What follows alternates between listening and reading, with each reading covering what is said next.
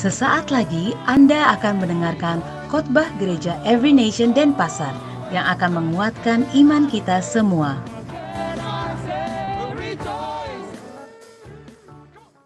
Saudara, kita ada di dalam seri khotbah menjadi garam dan terang bagi dunia. Dan sebelum melanjutkan, saya ingin memulai dengan sebuah pertanyaan pada kita. Apa yang muncul dalam pikiran saudara ketika saudara mendengar kata agama palsu? Inilah yang sedang heboh hari ini, yang sedang hot hari-hari ini. Bahkan kalau saudara baca berita, hari ini ada sebuah agama tertentu, satu sekte tertentu yang mengadakan ibadah, tetapi mohon maaf, semuanya tanpa busana. Luar biasa hari-hari ini. Sedang hebohnya, sedang hot-hotnya. Saudaraku, kalau kita mendengar agama palsu, sebagian saudara mungkin mengatakan ini agama sesat, ada yang sebagian mengatakan agama KW, ada yang mengatakan agama abal-abal, mungkin juga anak muda mengatakan agama alay, ya, bahkan agama yang muncul bagaimana agama yang mentuhankan manusia, ya, ada agama-agama dengan tertentu dengan ritual-ritual tertentu yang berbau immoral, yang baru saja saya baca hari ini. Saudara, oleh sebab itu firman Tuhan saya pada malam hari ini judulnya Tuhan dan Agama Palsu. Berbicara mengenai agama palsu, itu sangat berhubungan dengan ibadah dan sikap yang tidak sejalan. Atau juga berbicara mengenai ibadah dan sikap yang tidak sinkron satu sama lain. Kita akan baca firman Tuhan di Yesaya 1 ayat 12 sampai dengan yang ke-20. Saya bacakan buat Anda, saudara bisa lihat aja di layar. Apabila kamu datang untuk menghadap di hadiratku, siapakah yang menuntut itu daripadamu, bahwa kamu menginjak-injak pelataran bait suciku? Jangan lagi kamu membawa persembahanmu yang tidak sungguh, sebab baunya adalah kejijikan bagiku. Kalau kamu merayakan bulan baru dan sabat, atau mengadakan pertemuan-pertemuan, aku tidak tahan melihatnya, karena perayaanmu itu penuh dengan kejahatan. Perayaan-perayaan bulan barumu dan pertemuan-pertemuanmu yang tetap, aku benci melihatnya. Semuanya itu menjadi beban bagiku. Aku telah payah menanggungnya. Ayat yang ke-15. Apabila kamu menadahkan tanganmu untuk berdoa, aku akan memalingkan mukaku, bahkan sekalipun kamu berkali-kali berdoa, aku tidak akan mendengarkannya, sebab tanganmu penuh dengan darah. 16. Basuhlah, bersihkanlah dirimu, jauhkanlah perbuatan-perbuatanmu yang jahat dari depan mataku. Berhentilah berbuat jahat. Belajarlah berbuat baik, usahakanlah keadilan, kendalikanlah orang kejam, belalah anak-anak yatim, perjuangkanlah perkara janda-janda. Ayat 18. Marilah, baiklah kita berperkara, firman Tuhan. Sekalipun dosamu merah seperti kremisi, akan menjadi putih seperti salju. Sekalipun berwarna merah seperti kain kesumba, akan menjadi putih seperti bulu domba. 19. Jika kamu menuruti dan mau mendengarkan, maka kamu akan memakan hasil baik dari negeri itu. Yang ke-20. Tapi jika kamu melawan dan memberontak, maka kamu akan dimakan oleh pedang. Sungguh Tuhan yang mengucapkannya. Saudaraku, Yesaya 1:12-20, pasal ini adalah nubuatan Nabi Yesaya.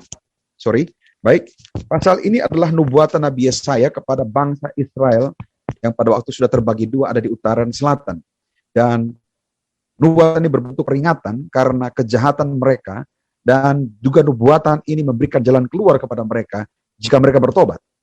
Keadaan pada waktu itu adalah munculnya begitu banyak para kapitalis, para pedagang-pedagang kaya dan berpengaruh di Israel pada waktu itu karena terhubung dengan Babylon dan juga dengan Asyur. Sehingga pedagang-pedagang kaya ini mereka memberikan pengaruh yang negatif kepada para pemimpin, kepada raja, kepada para pejabat negara, sehingga menimbulkan korupsi yang luar biasa. Penindasan terhadap golongan-golongan miskin, penindasan terhadap janda dan anak-anak yatim piatu, keadilan sosial dirusakkan, moral merosot, ibadah yang benar diremehkan, ibadah sejati diabaikan pada waktu itu. Orang kaya semakin kaya, orang miskin semakin tertindas.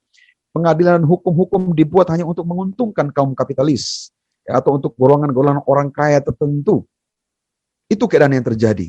Memang mereka beribadah, tetapi mereka tetap hidup dalam kejahatan. Itu sebabnya Tuhan mengatakan, kalau kita baca kembali Yesaya 1 ini, kejahatanmu itu seperti Sodom dan Gomora kepada bangsa Israel. Ini yang membuat Tuhan tidak senang. Sehingga Tuhan mengatakan, ibadahmu itu memberikan kejijikan kepadaku. Dan melalui Nabi Yesaya dinubuatkan supaya mereka diminta untuk bertobat. Mengapa Tuhan tidak senang? Karena ibadah Israel pada waktu itu dengan sikap hidup mereka bertentangan satu sama lain. Bangsa Israel salah paham akan arti ibadah yang sejati. Mereka mempersembahkan korban kepada Allah tapi hanya sebagai rutinitas semata. Kerusakan moral, keadilan sosial merajalela di seluruh negeri pada waktu itu. Itulah sebabnya saya menyebutnya dalam nubuatan, kamu seperti Sodom dan Gomora. Jahatnya begitu luar biasa pada zaman itu. Nah, sekalipun demikian, melalui Nabi Yesaya, Tuhan menawarkan, memberikan kepada mereka pengharapan bahwa jika kamu bertobat, kamu akan diampuni dan kamu akan terus dikasihi oleh Tuhan. Itu tawaran yang Tuhan berikan kepada bangsa Israel bahwa apabila mereka akan diampuni apabila mereka sungguh-sungguh bertobat. Saudaraku, ketika saya membaca dan pelajari kitab Yesaya pasal 1 ini, sungguh-sungguh bagi saya mengerikan sekali keadaannya. Kejahatan yang luar biasa, tetapi di saat yang sama mereka juga menjalankan ibadah. Ini yang disebut dengan kepalsuan, kekosongan, dan ibadah yang penuh dengan tipu muslihat. Nah, saudaraku, tampaknya kita berada dalam keadaan yang mirip dengan bangsa Israel pada zaman Nabi Yesaya. Hari-hari ini banyak kejadian sosial bermunculan, mengancam iman orang percaya dan kehidupan manusia pada umumnya. Seks bebas di mana-mana, kawin cerai, perampokan, pencurian, pemerkosaan, kenakalan remaja, narkotika, pembunuhan, dan seterusnya dan seterusnya. Dampak kemerosotan moral terus bermunculan. Manusia semakin tidak tahu mengucap syukur, semakin cepat marah, semakin tidak takut akan dosa. Dosa bukan lagi sesuatu yang dosa, tapi hanya dianggap masalah biasa. Banyak orang berlagak lebih pintar, maksud saya, dan banyak orang mengabaikan untuk percaya kepada Tuhan. Hidup menurut hawa nafsu, menyombongkan diri, saling memfitnah satu sama lain, tidak tahu berterima kasih, dan masih panjang kalau saya bisa sebutkan satu demi satu. Suka memberontak, tidak mendengarkan perkataan orang, mengabaikan nasihat, dan seterusnya. Dan di saat yang sama, mereka menjalankan ibadah, dan ibadah itu hanya sebuah rutinitas. Saudaraku, situasi pandemik membuat orang-orang sibuk dengan urusannya sendiri. Ya, banyak orang menghabiskan waktu berjam-jam dengan sia-sia. Sebagian besar menghabiskan waktu di depan game, sebagian besar habiskan waktu di depan TV. Orang mulai kehilangan gairah rohani dan lebih suka dengan terlibat dengan tren-tren dunia hari ini. Banyak orang lebih suka mulai mendengar hanya masukan-masukan lewat medsos daripada firman Tuhan, dan bahkan lebih suka mendengar nasihat-nasihat di medsos daripada nasihat-nasihat kakak rohani. Mereka lebih suka berjam-jam di depan HP atau berjam-jam aktivitas yang fun daripada hanya 1 jam mendengarkan firman Tuhan. Ini fakta yang kita hadapi hari-hari ini, saudaraku. Nah, dalam situasi seperti ini, yang nampaknya mirip dengan keadaan di Israel pada waktu itu, apa pesan Tuhan bagi kita semua? Bagaimana pesan Nabi Yesaya kepada bangsa Israel sama dengan pesan Tuhan kita pada hari ini? Apa yang harusnya juga kita sampaikan kepada mereka yang hidup dalam situasi seperti ini pada hari ini? Yang pertama, stop membawa persembahan yang tidak sungguh. Alkitab berkata, Yesaya 1:13, janganlah kamu membawa persembahanmu yang tidak sungguh, sebab baunya adalah kekejian atau kejijikan bagiku. Saudara, apa maksudnya persembahan yang tidak sungguh? Persembahan yang tidak sungguh adalah gambaran daripada sebuah ibadah yang kosong. Persembahan yang tidak sungguh artinya tampak luarnya rendah hati, tapi di dalamnya ada kesombongan. Yang tidak sungguh berarti ibadah yang penuh kepalsuan. Ibadah yang rutin, tetapi juga hidup dalam moralitas yang rusak. Ini disebut dengan ibadah yang penuh dengan tipu muslihat. Ibadah yang penuh dengan kekosongan dan ucapan-ucapan dan hati yang tidak sinkron. Hanya kata-kata. Dalam terjemahan New Living Translation, persembahan yang tidak sungguh itu artinya meaningless gift. Disebut dengan meaningless gift. Ini bukan soal jumlah, tetapi hanya mempersembahkan sesuatu, tetapi tetap hidup di dalam dosa. Akhirnya pemberian kita itu meaningless. Ini yang disebut dengan agama-agama palsu, menurut Yesaya pasal 1. Bawa persembahan, tetapi kita hidup seenak saja di luar sana. Kita bawa persembahan, tapi kita tidak menghormati kekudusan dan kemurnian hati di luar sana. Ini semua disebut dengan agama palsu. Saudara, kalau kita perhatikan, Yesaya 1:14 dikatakan perayaan-perayaan bulan barumu dan pertemuan-pertemuan yang tetap, aku benci melihatnya. Semuanya itu menjadi. Aku telah payah menanggung beban bagiku. Aku telah payah menanggungnya. Saudaraku, ibadah seperti yang saya sebutkan tadi di atas, itu menjadi beban bagi Tuhan. Bahkan Tuhan mengatakan, aku telah payah menanggungnya, saudara. Ibadah seperti apakah yang menjadi beban bagi Tuhan? Mungkin kita bisa belajar bersama-sama pada malam hari ini. Ibadah, kita membawa persembahan, tapi mungkin kita menyimpan kesalahan orang lain. Kita beribadah, kita membawa persembahan, tapi kita menyimpan kepahitan kepada orang lain. Kita beribadah, kita membawa persembahan kita, tapi kita kerja asal-asalan di luar sana. Kita tidak disiplin. Kita tidak menghormati atasan kita di tempat kita bekerja. Kita beribadah, kita membawa persembahan kita, tapi kita tidak memberikan kepada mereka yang sedang membutuhkan. Kita beribadah, membawa persembahan, tapi kita upgrade harga barang di luar. Kita beribadah, tapi kita, maaf kata, kita minum-minum di luar sana. Kita beribadah, kita membawa persembahan, tetapi kita tidak mau mendengar nasihat-nasihat pemimpin kita atau orang-orang lebih dewasa rohaninya. Banyak sekarang orang datang kepada pemimpin bukan lagi minta nasihat, tetapi hanya bawa laporan. Hanya minta pemimpin rohani untuk mensahkan apa yang keputusan sudah dibuat. Jadi tidak mau lagi diubah. Nah, kita harus berhati-hati untuk hal ini. Kita beribadah, kita bawa persembahan, tapi kita tidak mau dengar istri berbicara. Suara istri dianggap angin, istri dianggap pembantu saja. Semalam saya berdebat sama Dona, kita memperdebatkan satu ayat Alkitab yang cukup sulit buat saya. Dan kemudian di tengah-tengah perdebatan saya mengatakan begini, jangan kau ajar saya ini sekolah teologi ya, STT, sekolah tinggi teologi ya, saya bilang. Jadi kau tidak boleh ajar sama saya sudah lebih tahu. Ini kesombongan palsu, saudara. Dan Dona mengatakan, betul kau sekolah. Tetapi kau dengar baik-baik. Saya ajar kamu karena saya adalah Holy Spirit-nya. Saya adalah Roh Kudusnya. Nah, nggak bisa ngomong lah saya. Memang betul istri yang engkau lah Roh Kudus. Saya nggak bisa lagi berdebat. Nggak bisa lagi kesombongan. Ya, kita harus banyak mendengar istri kita. Saudara, sebagai saudara kita sudah menikah, kita harus dengar istri. Ada 3 aturan istri yang saya selalu ingat. Yang pertama, nomor 1, never wrong. Nomor 2, always right. Nomor 3, if she is wrong, back to rule number 1. Nah, itu aturan istri. Makanya, yang sudah menikah, dengar kalau istri berbicara. Yang sudah menikah, katakan amin. Nah, ibadah yang seperti ini yang Tuhan tidak suka. Ibadah yang seperti ini yang jadi beban buat Tuhan. Ya, dalam versi lain dikatakan, aku benci bau kemenyanmu. Ya, saudara, saya pernah mengenal seorang anak muda, rajin beribadah, rajin ke gereja, rajin melayani, tapi di saat yang sama, rajin juga berbuat dosa, rajin jatuh bangun dalam dosa, rajin dalam moralitas.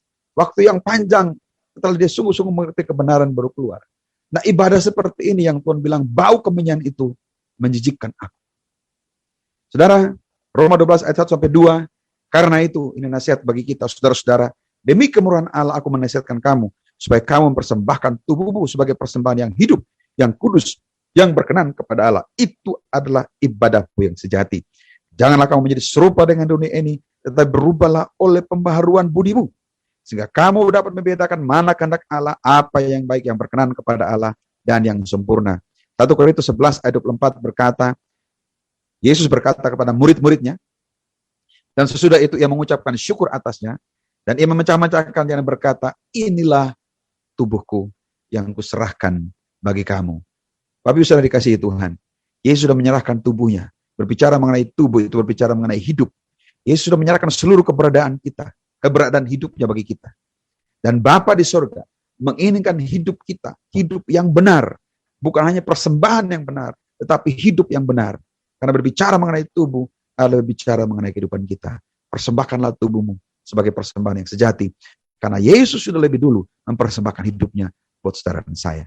Ada amin, saudara. Yang kedua, pesan Nabi Yesaya bagi kita, basuh dan bersihkanlah. Yesaya 1:16 berkata, basuhlah, bersihkanlah dirimu, jauhkanlah perbuatan-perbuatanmu yang jahat dari depan mataku, berhentilah berbuat jahat. Dalam New Living Translation, Yesaya 1:16 berkata, wash yourselves and be clean. Get your sins out of my sight. Give up your evil ways. Jadi the keywords kata kuncinya wash and clean. Bahkan juga saya bisa tambahkan wash and clean and clear. Nah, apa yang menjadi konsentrasi pembersihan? Tidak ada yang lain, hati kita. Karena berbicara mengenai hati, hati adalah seluruh eksistensi dan keberadaan kita. Mengapa hati kita perlu dibasuh, saudaraku? Matius 15 ayat 19 berkata, karena dari hati timbul segala pikiran jahat, pembunuhan, perzinahan, percabulan, pencurian, sumpah palsu dan hujat. Itulah yang menajiskan orang. Saudaraku, begitu banyak kemunafikan, begitu banyak motivasi-motivasi yang salah, begitu banyak dosa-dosa lain seperti cinta akan uang, iri, kebencian, egois, keinginan duniawi, percabulan, kepahitan, ketidakpengampunan, dan seterusnya, itu bisa saja timbul dari hati kita. Dan semua itu adalah kotoran-kotoran rohani yang perlu kita buang. Alkitab berkata, basuhlah, bersihkanlah dirimu dari semua itu, supaya engkau bisa menjalankan ibadahmu yang sejati. Kita perlu menjaga hati kita tetap bersih. Amsal 4 ayat yang ke-23 berkata, jagalah hatimu dengan segala kewaspadaan. Jaga hati kita untuk tidak negatif kepada orang lain. Tidak cepat menghakimi, tidak cepat berasumsi, tidak membicarakan orang lain, tidak iri bahkan dan seterusnya, saudara. Di dalam terjemahan lain kata suci itu, kata suci juga berarti murni. Ya, murni itu artinya hidup apa adanya. Di depan sama, di belakang sama. Ya, kita sering dengar ungkapan yang mengatakan lain di depan, lain di belakang. Berarti nggak ada kemurnian hati. Nah, Matius 5 ayat 8 mengatakan, berbahagialah orang yang suci hatinya, karena mereka akan melihat Tuhan. Suci, kalau dalam King James Version dikatakan, blessed are the pure in heart, for they shall see God. Jadi, suci berbicara mengenai kemurnian hati. Orang yang suci hatinya akan melihat Tuhan. Kata suci di dalam bahasa Yunani adalah kataros. Ya. Saya ulang, dalam bahasa Yunani artinya kataros. Kataros itu tidak bercampur dengan kotoran-kotoran lain. Atau kataros itu juga bermakna logam murni atau emas murni. Jadi arti sebetulnya dalam Matius tadi bahwa adalah orang yang murni hatinya. Yang tanpa campuran dengan terkontaminasi dengan kotoran-kotoran yang lain. Mereka akan melihat Tuhan. Mereka berbahagialah. Bahkan kalau saya tambahkan lagi, murni juga berarti clear. Sering kita dengar orang mengatakan, oke, saya clear ya kalau kita menyelesaikan persoalan dengan orang. Oke, bro, Pastor Ari, I'm clear. Tidak ada lagi yang saya simpan. Ya, saya clear artinya saya bebas dari masa lalu. Saya bebas dari dosa-dosa masa lalu. Bebas dari kesalahan-kesalahan masa lalu. Bebas juga dari menyimpan kesalahan orang lain. Itu artinya clear. Matius 5 berbahagialah orang yang suci hatinya, karena mereka akan melihat Tuhan. Basuhlah, bersihkanlah. Mari kita belajar, saya juga belajar terus membersihkan hati kita dari kotoran-kotoran saya sebut dengan kotoran-kotoran rohani yang menghalangi ibadah kita yang sejati. Saya sering, bahkan mungkin saudara sering bertemu dengan orang yang berkata, yang mengatakan, saya tidak bisa berhenti dari dosa ini. Saya jatuh bangun, tidak bisa saya berhenti. Ada yang mengatakan, saya tidak bisa mengampuni. Sulit sekali mengampuni. Sakit sekali hati ini. Bukan cuma di sini sakit, di sini juga sakit. Sakit di sini sakit. Semua sakit. Dompetnya juga sakit. Semuanya sakit. Saudara, ini adalah kotoran-kotoran rohani yang perlu kita buang. Sehingga ibadah kita menjadi ibadah yang sejati. Sesungguhnya bukan tidak bisa, tetapi tidak mau. Pengampunan atau mengampuni adalah bagian dari tindakan kita membersihkan hati kita dari kotoran-kotoran rohani yang selama ini mungkin terkontaminasi dalam hati kita. Yesus berkata dalam Lukas 23:34 dikatakan, ya Bapa, ampunilah mereka sebab mereka tidak tahu apa yang mereka perbuat, dan mereka membuang undi untuk membagikan pakaian. Yesus berkata, ampuni mereka karena mereka tidak tahu apa yang mereka perbuat. Sehubungan dengan pengampunan. Orang yang menyakiti kita, kalau mereka tahu itu sebuah kebenaran, mereka tidak akan mungkin menyakiti kita. Yang setuju katakan amin. Oleh karena itu Yesus berkata, ampunilah. Yesus sendiri sudah melepaskan pengampunan. Kita belajar bahwa kalau Yesus bisa, maka Yesus yang dalam kita ini, yang mengurapi kita, memampukan kita untuk membersihkan semua, membasuh kotoran-kotoran rohani yang menghalangi kita menjalankan ibadah yang sejati. Yang setuju katakan amin. Poin yang terakhir, yang ketiga, apa pesan Nabi Yesaya bagi kita? Datang kepada Tuhan. Dialah Allah yang selalu menawarkan dan memberikan akses untuk mengampuni kita dan memulihkan kita. Saudara, kita harus punya pengertian dan perspektif yang benar tentang Tuhan dan rencananya. Maksud saya begini, waktu kita bersalah, waktu kita berdosa, Bukannya kita lari dan bersembunyi.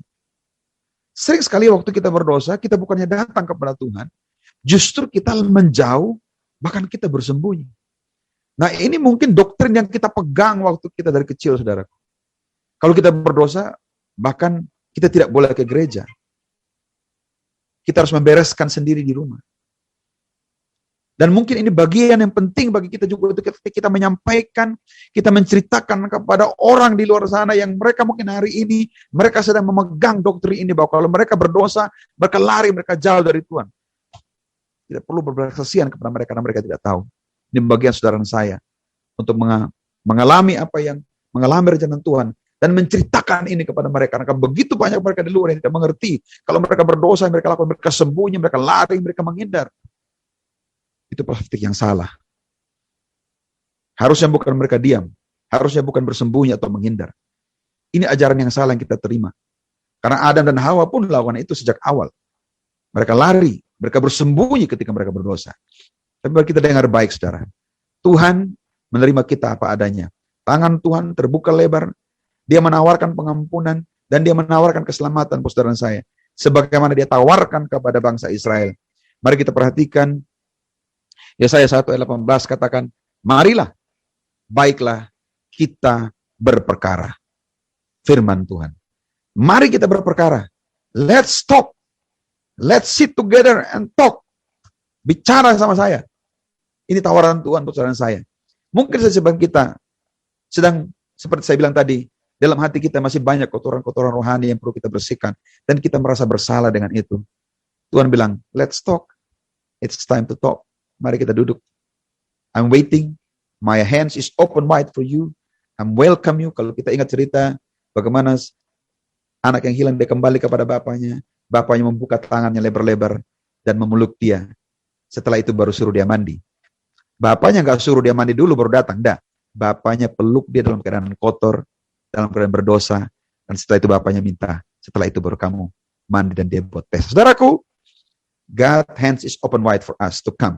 Sekalipun, dia katakan, sekalipun dosamu merah seperti kremisi, aku akan menjadikan putih seperti salju.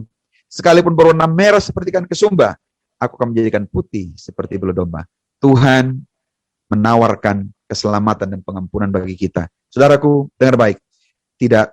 Rencana Tuhan dan Tuhan tidak punya rencana lain. Tuhan tidak punya plan B dalam rencana penyelamatan. Rencana penyelamatan Tuhan tidak akan pernah berubah. Sejahat apapun kita, God will never change in His plan. Betapapun jahatnya dan dosa dan pemberontakan kita, betapapun jahatnya dosa dan pemberontakan bangsa Israel pada waktu itu, Tuhan melalui Nabi Yesaya menawarkan pengampunan dan pemulihan kepada mereka. Dan malam hari ini, saya mau katakan, Tuhan yang sama menawarkan kepada kita pemulihan dan keselamatan. Allah sedang memberikan kita akses. Sebagaimana diberikan kepada bangsa Israel, ada jalan keluar. Dosa apapun, sejahat apapun, selalu ada jalan keluar. Tidak ada dosa yang tidak ada jalan keluar. Kenapa, saudara? Karena Tuhan punya rencana. Dia tidak pernah punya plan B. Selalu sama. Bahwa dia mengasihi, dia siap mengampuni kita. Oleh karena datang kepada dia. Kematian dan kebangkitan Kristus, Yesus adalah untuk saudara dan saya. Sekali saya mengatakan, kematian dan kebangkitan Kristus Yesus adalah untuk saudara dan saya. Salib Yesus adalah untuk saudara dan saya. Mari kita datang kepada dia. Yohanes 1 Yohanes 1:9, saya tutup dengan ayat ini mengatakan, jika kita mengaku dosa kita, maka ia adalah setia dan adil, sehingga ia akan mengampuni segala dosa kita dan menyucikan kita dari segala kejahatan. Mari kita berdoa.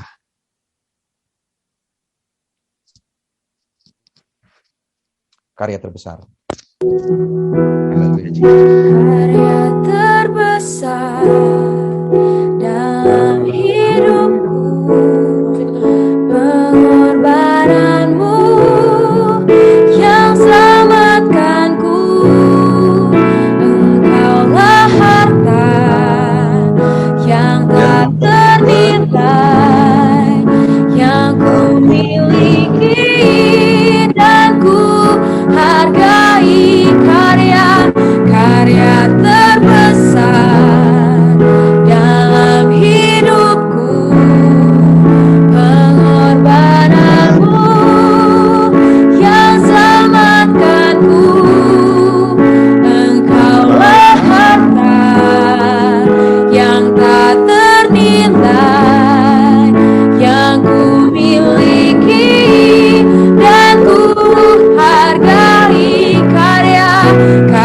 karya terbesar dalam hidupku, pengorbananmu yang selamatkanku.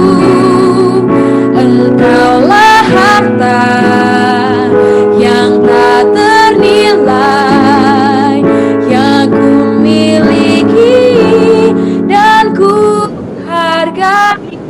Amin, amin, amin. Yesus, Yes, Lord Engkau Jesus. ku kagumi. Amin. Bapa di surga, kami bersyukur untuk karya-Mu Tuhan. Tidak ada kata yang cukup kami bisa mengungkapkan betapa besar karya-Mu bagi kami. Kami bersyukur bahwa tidak ada dosa yang tidak ada jalan keluar. Tidak ada kesalahan atau pelanggaran yang tidak punya jalan keluar. Semua ada jalan keluar. Karena Engkau Allah senantiasa memberikan akses. Engkau menawarkan pengampunan, pemulihan, dan keselamatan bagi kami. Terima kasih Tuhan. Terima kasih untuk kasih-Mu. Benar Tuhan, bahwa tidak ada kata-kata yang cukup untuk kami bisa mengungkapkan, untuk menyatakan bahwa betapa besarnya kasih dan kemurahan dan kesetiaan-Mu dalam kehidupan kami. Terima kasih buat pengampunan. Terima kasih buat pemulihan. Terima kasih buat rencana-Mu, rencana penyelamatan yang tidak pernah berubah dalam hidup kami. Apapun kesalahan kami Tuhan, apapun pelanggaran kami, semua ada jalan keluar. Terima kasih Tuhan.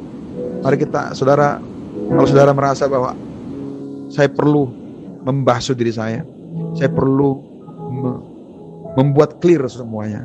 Kalau saudara sedang merasakan seperti itu ketika saya berdoa, saudara bisa angkat tangan saudara, kita akan berdoa bersama-sama. Bapa, dalam nama Yesus, diberkatilah mereka yang mengangkat tangan pada malam hari ini. Bahkan yang tidak mengangkat tangan, aku berdoa, Roh Kudus menjamah, Roh Kudus menginsyafkan, Roh Kudus memberikan pengertian yang baru, perspektif yang benar mengenai Engkau, bahwa Engkau pribadi yang baik, Engkau Allah yang setia, Engkau Allah yang menawarkan keselamatan. Saya berdoa di dalam nama Yesus, kekuatan Tuhan, urapan Tuhan mendatangi setiap mereka, membuat mereka terus berdiri apapun situasinya, tetap berdiri teguh dalam kebenaran. Mereka menerima anugerah karya keselamatan yang Kau terima, yang Engkau berikan pada setiap kami pada malam hari ini. Terima kasih Tuhan, biarlah firman ini mentransformasikan hidup kami, untuk kami punya perspektif yang benar, bahwa Engkau Allah yang mengatakan, mari berperkaralah dengan aku siap untuk memulihkan engkau. Terima kasih Tuhan, di dalam nama Tuhan Yesus kami berdoa dan mengucap syukur. Haleluya. Amin. Mari kita tundukkan kepala, kita berdoa. Bapa di surga, kami percaya bahwa Engkau Tuhan yang mulai pekerjaan yang baik dalam hidup kami. Engkau tidak akan meneruskan. Dan biarlah setiap kali Engkau menemukan kami, Engkau menemui kami sebagai orang-orang yang benar di hadapan Engkau. Even di hari Senin, Selasa, Rabu, Kamis, atau Jumat, atau Sabtu sekalipun, ditemukan dalam kebenaran-Mu Tuhan. Karena Engkau yang membenarkan kami dan respon kami untuk hidup sebagai seorang yang beribadah dengan benar setiap hari. Terima kasih Tuhan, kami berkati Bapak Presiden kami Joko Widodo dengan hikmat dan pengertian, sehingga dia terus membuat keputusan-keputusan yang datang dari Tuhan, akan memimpin negara ini dalam takut akan Tuhan dan kebenaran-Mu. Berkati juga para medis yang sedang bekerja untuk menolong mereka yang terserang COVID. Ada perlindungan Tuhan yang sempurna menyertai mereka. Bahkan juga mereka yang sedang terserang COVID hari-hari ini, kami berdoa untuk ada kesembuhan mendatangi mereka. Juga kami sepakat juga berdoa untuk para misionaris dimanapun mereka berada. Tuhan berkati mereka untuk mereka tidak kekurangan satu pun yang baik. Terima kasih Tuhan. Mari saudara bisa angkat tangan saudara semua. Tuhan akan memberkati setiap jemaat dalam nama Yesus, baik mereka yang ada di Zoom ini maupun ada di Facebook. Engkau diberkati dalam nama Yesus. Aku katakan diberkatilah engkau. Dalam kesehatanmu ada perlindungan Tuhan yang sempurna menyertai engkau. Bahkan engkau yang sakit, saya katakan sembuh dalam nama Yesus. Karena sakit, penyakit, virus, bakteri, atau apapun lenyap dari tubuh. Bahkan engkau yang terserang penyakit-penyakit khusus, penyakit-penyakit yang mengganggu hidupmu, aku katakan di dalam nama Yesus menjauh dari tubuh kita. Pada saat dalam nama Yesus aku melepaskan kuasa kesembuhan. Aku cabut setiap sel kanker, sel tumor lenyap dari tubuh ini. Di dalam nama Yesus. Aku berdoa setiap jemaat, apapun yang jemaat alami dalam kendala finansial, yang anugerah daripada Engkau, Tuhan. Aku favor Tuhan mendatangi setiap jemaat. Berkati mereka usaha dan pekerjaannya, Tuhan. Bagi mereka yang sedang mengalami situasi yang sulit hari-hari ini, kisah datangi mereka. Dan kemurahan Tuhan turun mereka pada saat itu. Terima kasih Tuhan, terima kasih Bapak. Saya berdoa juga relationship yang baik, pernikahan, hubungan orang dengan anak dengan anak, dengan adik, pekerjaan kami di tempat mengerjakan relationship yang baik satu dengan yang lain. Berkati Tuhan, terima kasih Bapak, terima kasih jemaat diberkati Tuhan. Dalam nama Yesus, Tuhan mengarahkan wajahnya kepadamu dan melindungi engkau. Tuhan mengarahkan wajahnya kepadamu dan memberi engkau kasih karunia. Dan Tuhan menghadapkan wajahnya kepadamu, memberi engkau damai sejahtera dari sekarang ini sampai selama-lamanya. Dalam nama Tuhan Yesus, kita katakan, Amin. Tuhan memberkati. Kiranya firman Tuhan yang telah didengar menguatkan iman kita untuk kita bisa menjadi pelaku firman-Nya. Tuhan Yesus memberkati.